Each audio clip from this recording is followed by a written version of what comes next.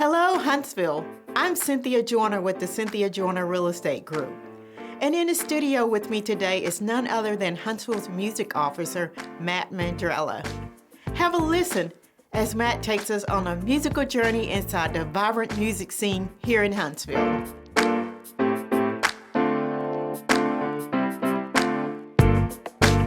Today I'm joined with Mr. Matt Mandrella, the music director for the city of Huntsville. Welcome, Matt. Hey, thanks for having me. Yes.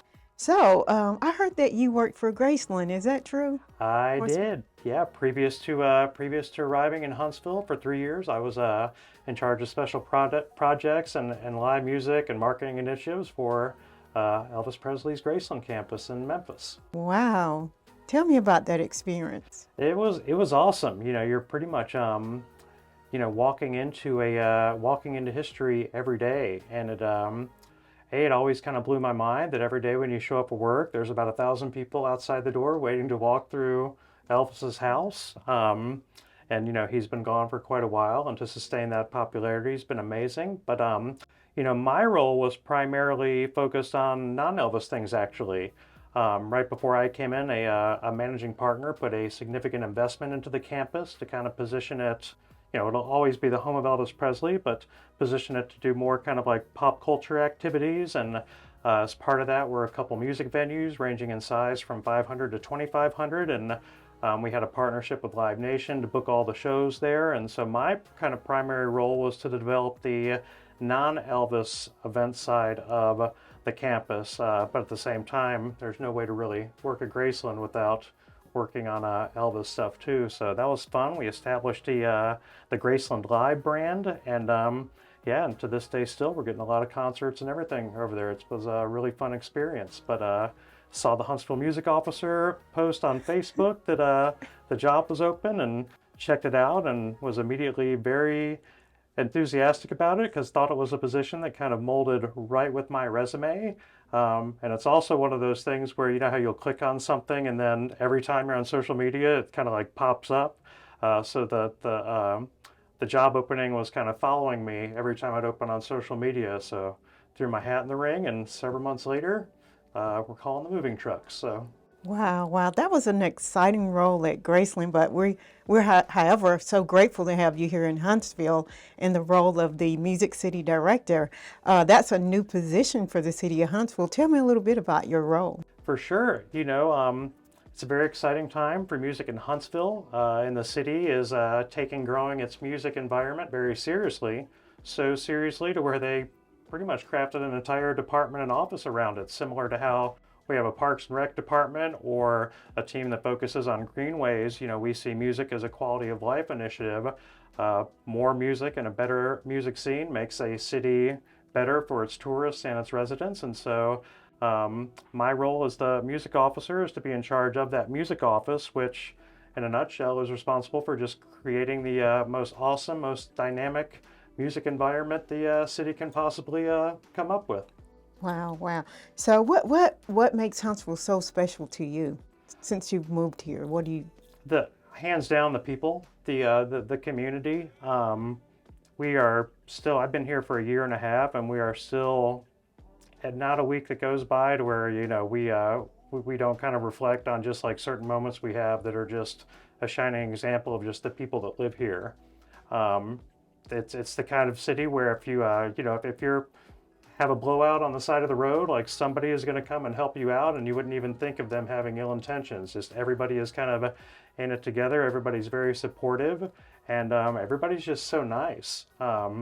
Everybody is, there's a lot of families, great families here, and from all corners of the city. It is just, it's hard to really find any pockets of people that aren't just really, really great people. Like, we are constantly blown away with just the quality of like human beings that live in Huntsville. It's almost surreal at some times. We have a 3.5-year-old, and we'll take her out to different restaurants and things, and just seeing how other kids naturally gravitate and kind of hang out with them, and the families kind of gravitate. It is just such a special place, and everybody's kind of in it to where like they want to see Huntsville all become something really special, and everybody's just really proud of the city that they're in, and they want to keep it that way. So What are the unique aspects to like the Huntsville music scene that makes it stand apart from other cities? Ooh, I think the performers. You know, we have such a big, deep, diverse artist scene. Um, there's not really you can't really point to a specific genre. You know, I think Nashville kind of built itself up by being kind of a country music hub, and you know, similar to Austin and other cities, they kind of things start out with being kind of one genre focused to where, you know, when we were creating a logo for the office, we were pretty adamant that like we can't put a guitar on this logo. It's just not a music scene that is guitar driven. We have a great hip hop community, a great faith-based community. Arguably the greatest choir on the planet is based here, the Aeolians out of Oakwood.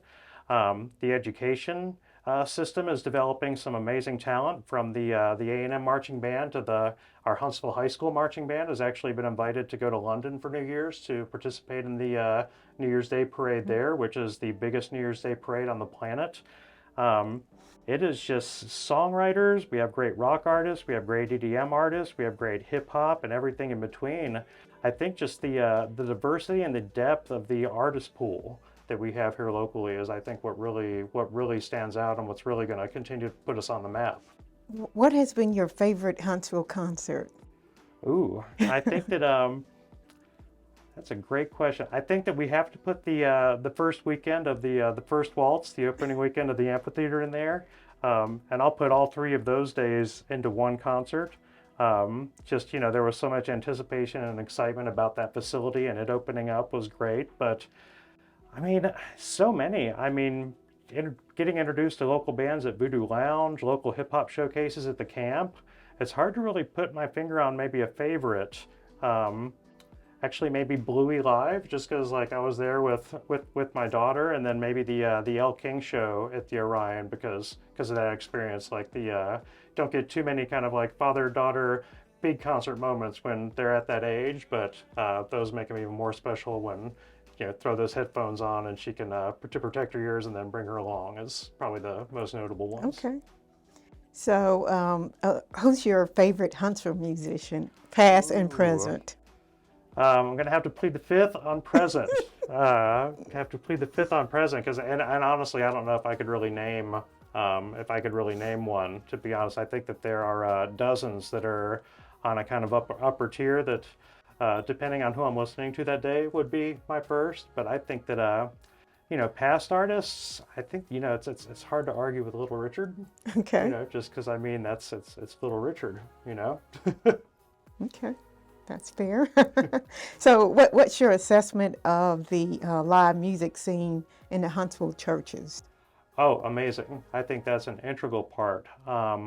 So much so to where we learned really quick that programming things on Wednesday nights is a challenge because so many of the top tier musicians in town are playing with their churches on Wednesday nights. So we found that you know, we were kind of scratching our heads like, oh, like we did this a couple months ago on a Tuesday, and we've done them on Thursdays and had a lot of people coming. Like, why weren't there as many people here on a Wednesday? Then come to find out that a lot of people in the music scene are very active in the music scenes in their church, and it's thriving. I know that one of my favorite local hip hop artists, Dante Pride, is a faith-based Christian artist, and he just had a sold-out show at the Dream Theater at the Rock Church, and that was really exciting to see that we're seeing artists sell out venues of like a Christian genre, which you don't see that in a lot of other cities. What's your assessment of live music scene in like nightclubs here in Huntsville? It's good, but we need more.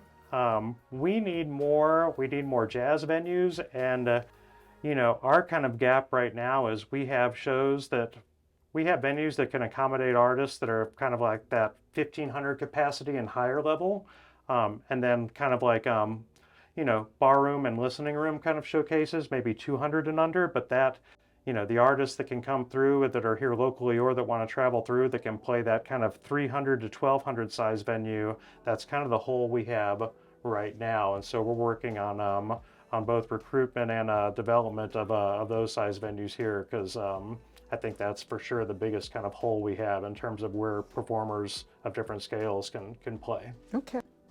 What's your assessment of the live music scene in Huntsville?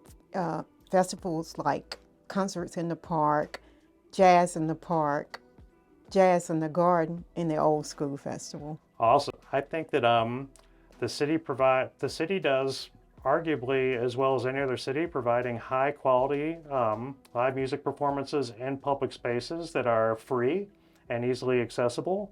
Um, we are actively working. We hear often a lot about Big Spring Jam and can we get Big Spring Jam back? And so in terms of the festival landscape, a large scale commercially produced focused festival that's a ticketed event to kind of bring back that Big Spring Jam kind of feel. Not saying like we're going to bring back Big Spring Jam, but an event like that is, I think, the something that the city is really hoping we can accomplish within the next few years. Okay. Well, if you bring Big Spring Jam back, that means you got to bring Al Green back to Huntsville because I don't know if he's going to tour again.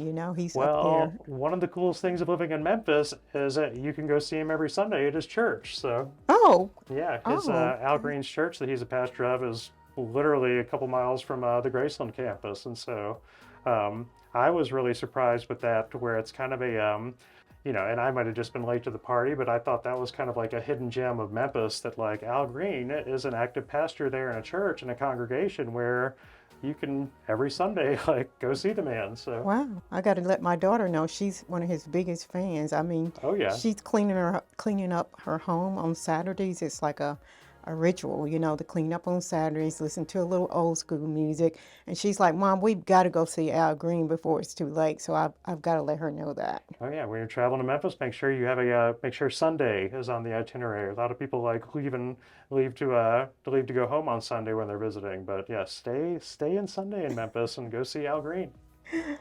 Who are some of the Huntsville's most memorable or legendary artists? I think, Little Richard. A lot of people don't realize that Sammy Davis Jr. got his entertainment career started here. Jim McBride is a very noteworthy songwriter. He wrote one of the biggest country hits of all time, Chattahoochee. Microwave Dave is always on that list, one of the greatest blues artists on the planet to ever live. Stephen King's favorite artist, actually. Stephen King wrote the foreword in Dave's autobiography. And wow, that's just a few. You got Take Six, so many. Huntsville is investing a lot in developing the music scene here. How do you think it will pay off in the future?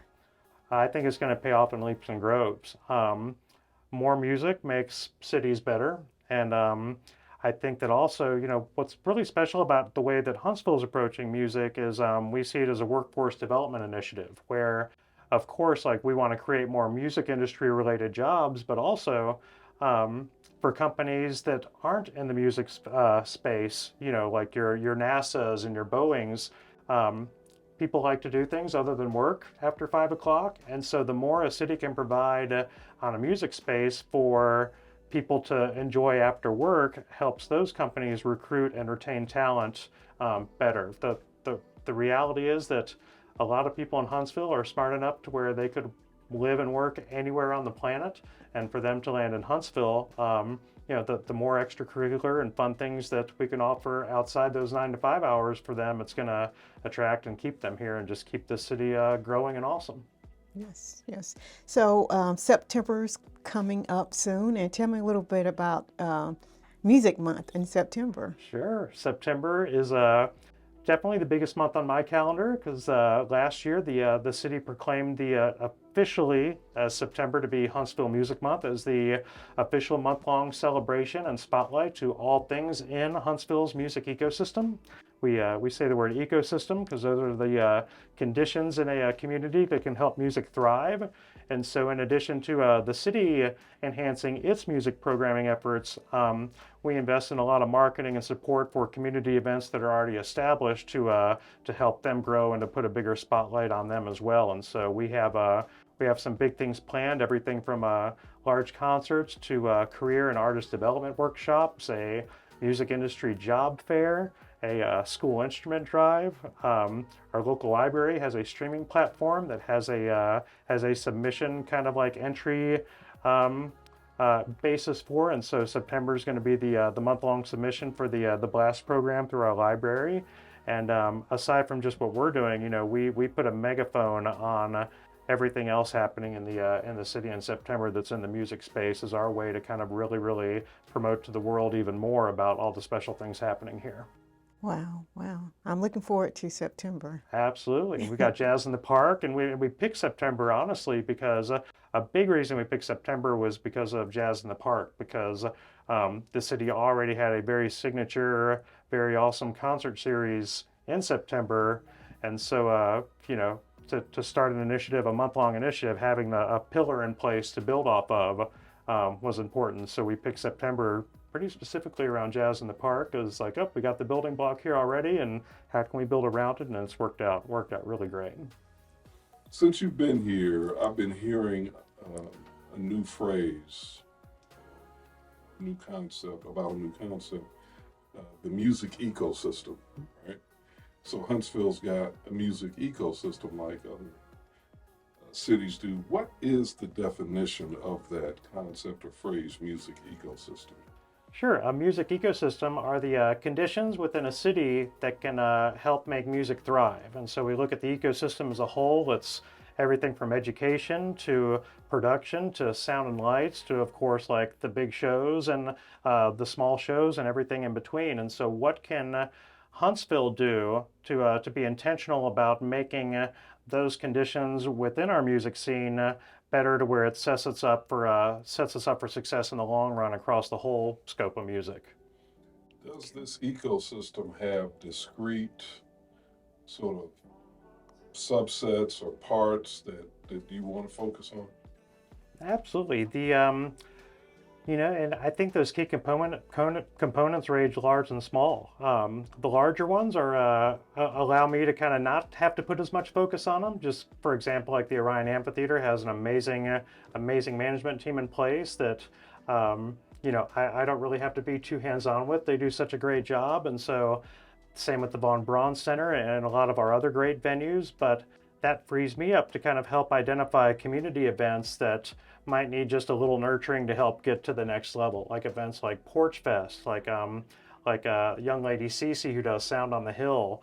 What I really get enthusiastic about is finding the small organizations and people that have big ideas but don't necessarily have the maybe whether it's like financial or any kind of hurdles to help like achieve and get things as far as they want to go. What's really fun about my role is the city wants to jump into these community events and just help them be as awesome as possible. Like for Porch Fest, we worked really hard to facilitate a road closure to where that opens up that event for numerous possibilities, just because without traffic going through, your footprint's bigger, and that's just a really special event that we don't want to take away from the vision of. We want a big thing that we're passionate about is we want to enhance the culture. We don't want to dictate the culture. We want to support creatives and artists and help them reach their goals, but you don't want your city government trying to dictate art and culture. You want to enhance it, and I'm very passionate about protecting that as well. Okay. You mentioned Porch Fest. That's a great example of something that, as you just alluded to, came to be organically. It wasn't a corporate creation. Can you just kind of give a brief description or synopsis of what Porch Fest is? Absolutely. So Porch Fest came about before I moved to Huntsville, but to my understanding, it was during the pandemic times, and obviously venues and businesses weren't open, but artists and live music patrons were very thirsty for live music and live shows and to see great bands on stages. And so a great team decided, hey, let's mobilize artists and the community and set up front porches in the Five Points neighborhood. And basically you make front porches stages and you have bands play there, and you kind of create a day-long festival to where now it's on Pratt Avenue in the Five Points district from one side of the, I think it's probably over a mile footprint now, about 9 or 10 porches, if not even more, that are kind of set up for, and it's just band after band after band and artists. And so that whole neighborhood for an evening just turns into a big giant music festival, and it's all artists that are on front porches, and it is just a really, really special vibe. Sounds like fun. I would love to do that in my neighborhood. How do I sign up? Yeah, it's and we're looking at potentially, how could we expand that into other neighborhoods? And there's challenges with that because Five Points kind of lends itself to, for years it's been like where everybody goes for Halloween, and so there aren't too many neighborhoods in Huntsville that are accommodating to thousands of visitors descending on that neighborhood each night. But yeah, if we could do 10 porch fests, sign us up. But even if we can just do one, that's still a big win-win for the city. We don't want to force music where music doesn't belong. There's plenty of spaces within city where music can thrive, but it's very important too for our efforts not to be impeding on the quality of life here too. There's a lot of people in Huntsville who, when they're home, they want peace and quiet, and myself being one of them. And so, but Five Points just happens to be a neighborhood where the neighborhood likes to stay up, rock, and party for a night. So that helps out a lot. But yeah, if you can get your whole neighborhood signed off to want a big festival, I would love to connect you with the organizers and see if y'all can make that happen. Okay. How do we measure the health or success of a city's music ecosystem? I think there's a variety of ways. I think you look at the higher education kind of curriculums, and you see like how many students are involved in music or entertainment related degrees.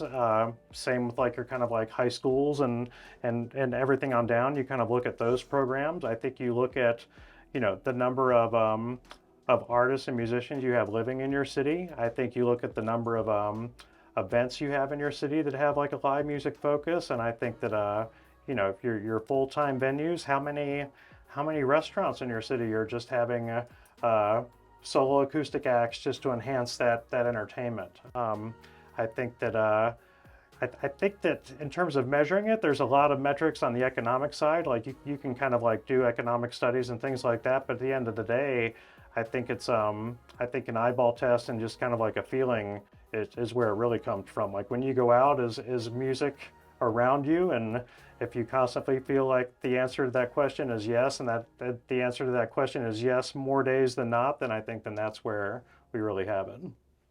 You brought up economics. How do we quantify the economic impact of Huntsville's music ecosystem?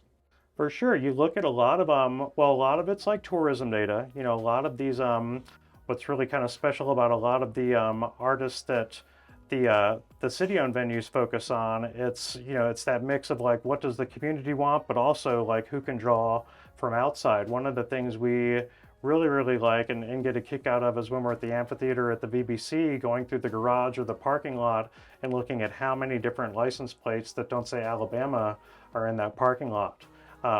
There's been some really cool examples of there's been different kind of colleagues for the city that are looking for hotels to come in town and stay at during regular courses of business, and on a Tuesday they're like, well, we can't find a hotel room, and then come to find out we have an artist in town that Tuesday where a lot of has generated a lot of tourism. And so for hotels to be sold out on weekdays and restaurants to be packed downtown for lunch just because of an artist is in town playing at night is a really good way to show it. And it's kind of a challenge measuring that economic impact because of it's not just what happens within the walls of a venue. It is that, when you go out to a concert, it's more likely you're probably going to go to a restaurant before you go to that concert, or even stay out a little later to go maybe have like a couple cocktails before you call an Uber or a Lyft home. Or, if it's more of a kind of like formal social gala, like are you going to go to a retail store and get like a new outfit or new dress or new suit for that event? And so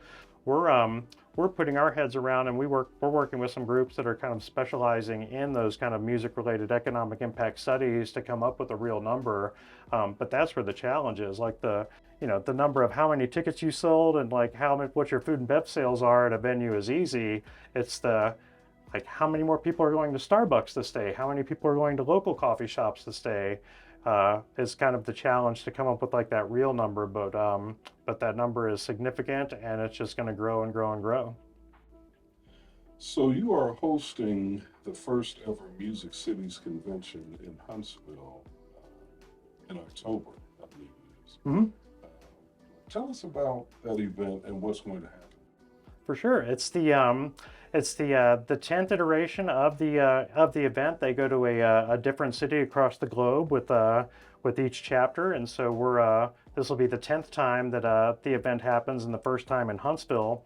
And the Music Cities Convention is the largest um, largest convention on the planet that is focused on how music is integrated into cities and basically how music can make it better. And what's really kind of cool about this conference and convention is it's not just musicians that it's focused to. It's for real estate agents, city planners, musicians, festival organizers, and things like that. But it's more of a kind of 360 approach and conversation about how to integrate music into medicine, into city planning, of course, festival and venue planning and things like that. But and we'll have delegates from over 20 countries that are attending and kind of have an expertise in this. And then also around it, there's some really, really awesome live music components. There's an award show called the Music Cities Awards that we're helping program some music acts around to help showcase some of our local talent. There's going to be some bigger concerts as well, both for the public and for that are exclusive to the attendees. And so we're working with those organizers to kind of button everything up. But the conversations that are going to be had in the Von Braun Center for that event are really, really impactful. And I was lucky to go to Tulsa because that's where it was last year to kind of scope it out. And I think that we came away with there's 3 or 4 different organizations from around the world that we're in current conversations with in terms of program development from people we met and heard of through that conference. And so it's a great networking opportunity for musicians or just music fans or just people that have a passion for music, that like how to integrate it and are passionate about making their city better. I want to go back. Well, actually, you, in talking about the Music Cities Convention and local acts that are going to be performing, I know one of those local acts is going to be Alabama blues legend Microwave Dave, and I think you mentioned him earlier. Microwave Dave, to my knowledge, is the first uh, living person that I'm aware of who has a day named for him in the city in which he's based. Would you say that's the case? Do you know that to be the case? And what's your reaction to the fact that the city has embraced him and revered him in this way?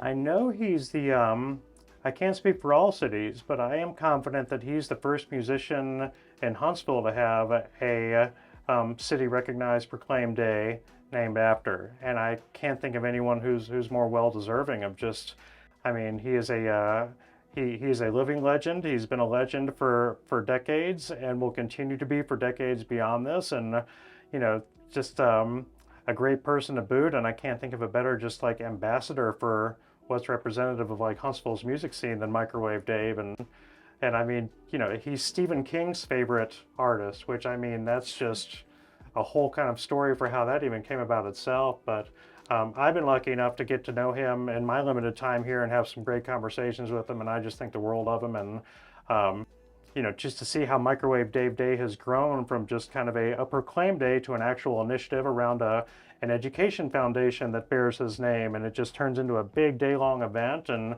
the fact that it just goes even more to kind of speak to how special he is, to where instead of kind of taking credit for the day being named itself, he's shifted that to make it more of a focus on raising money for music education and programs there. So yeah, Microwave Dave is kind of the best. What's your strategy for cultivating talent? Oh, well, it's a kind of a constantly refining one. One thing that we're doing that I think is going to have a significant impact is we're in the process of developing what we call export programs that are basically how can we get Huntsville's music outside its city walls and to more people, and to kind of use it to raise more awareness to just how awesome we are as a music city. We're going to be rolling out a program soon called the Music Ambassador Program, or MAP for short, to kind of say we're putting Huntsville music on the map. And it's basically, we're setting ourselves up as the first municipality in North America to issue direct tour grants to local artists.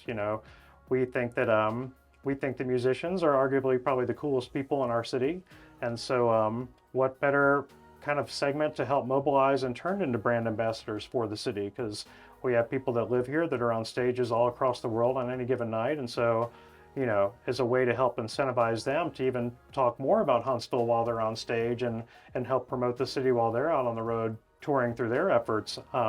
It'll be a program that is basically helps fund touring artists that are here in the city, and that's just one program, the start of many programs that we want to roll out, but something we're really excited about because we constantly hear, what is your city doing to like put more money into artists' hands, and we are literally about to start putting more money directly into artists' hands to help us just kind of spread the word that are, if you're a touring musician who's excited and enthusiastic about being from Huntsville, then that's kind of the entry level to the program. And so we're excited to roll that out and get the specifics out there, but we think that's really going to put a big impact to help us both attract new talent to the city, but even more important, keep existing talent here. Because the thing that breaks your heart as a city more is if you have an artist here who starts to kind of like thrive and kind of hit a mainstream level and they feel like they have to move to an Austin or an Nashville or an Atlanta, we're hoping programs like this will keep them here, because why not if like their city is embedded to help them kind of like reach their potential.